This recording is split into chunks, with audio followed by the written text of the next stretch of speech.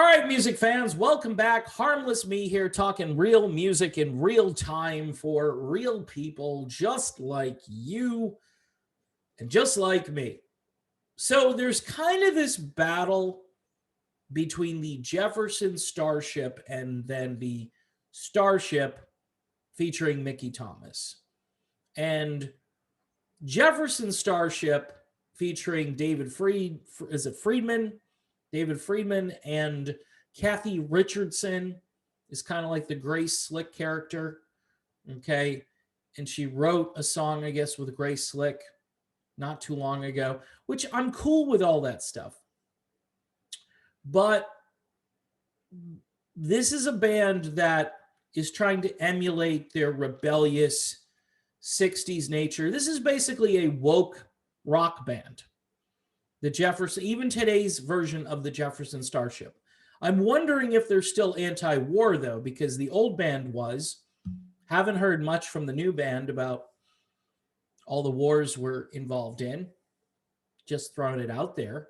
You know, hey, I mean, if you're going to go full like Jefferson Starship, right? Or Jefferson Airplane, actually, you might want to continue to believe in those things you used to believe in, but I digress.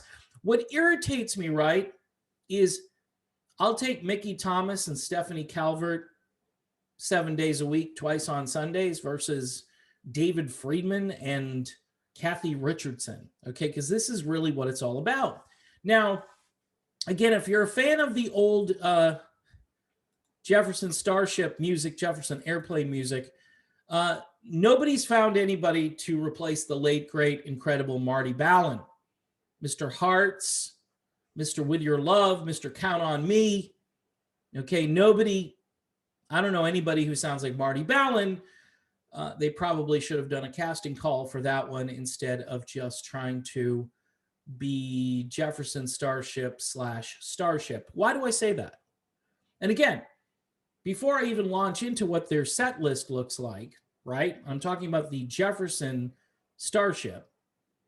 All right. This is supposed to be the rebellious band from the 60s who agrees with all of that Rolling Stone commentary, like We Built This City is the worst song that's ever been, right? And Mannequin, what a ridiculous movie. Can you imagine Grace Slick pretending to be a mannequin? She was totally down for it back in the 80s. And then everybody, once the 80s got over, oh, I'm sorry. I'm sorry for what I did. That's BS, folks. Complete BS.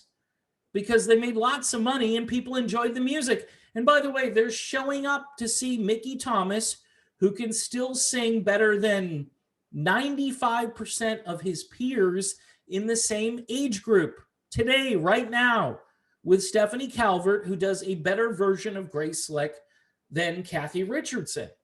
Now, I wouldn't be dunking on this band, the Jefferson Starship with David Freeberg, if they weren't trying to be Starship. Why do I say that? Well, here is their set list. Find Your Way Back is their first song. Hello. Stranger is their second song. By the way, I love that entire album with those two songs. Then Count on Me, no Marty Balin. Fresh Air, then they're going back in time. Today, With Your Love, no Marty Balin. Who sounds like Marty Balin in that group? What Are We Waiting For? And then, get a load of this. Sarah and Nothing's Gonna Stop Us Now as a medley. They do Miracles, then Embryonic Journey, White Rabbit, and then We Built This City, people. Jefferson Starship does We Built This City. No. Yeah. There's too much hypocrisy for you to be doing We Built This City. And then Jane. They pull out Jane, which is the ultimate Mickey Thomas song. It's just incredible.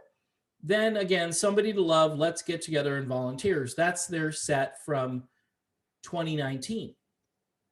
Now, why am I so agitated?